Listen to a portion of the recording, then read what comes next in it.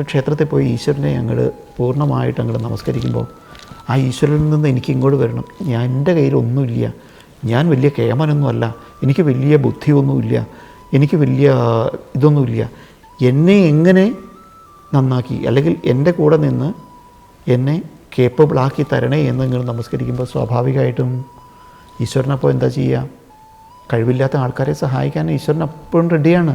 ഇപ്പം നമ്മുടെ മുമ്പിൽ ഒരാൾ വന്നിട്ട് എൻ്റെ കുടുംബം മുഴുവൻ, എൻ്റെ വീട് ഒലിച്ചു പോയി, എനിക്ക് തീരെ മാർഗ്ഗമില്ല, എന്നെ ഒന്ന് സഹായിച്ചേ പറ്റുള്ളൂ എന്ന് പറയുമ്പോൾ ഇപ്പോഴത്തെ കാലത്ത് കുഴപ്പമുണ്ട്, ധാരാളം പറ്റിക്കുന്ന ആൾക്കാരുള്ളതുകൊണ്ട് ഈ പറയുന്നത് കേൾക്കുന്നത് ശരിയാണോ നമുക്ക് കൺഫ്യൂഷൻ ഉണ്ടാവും.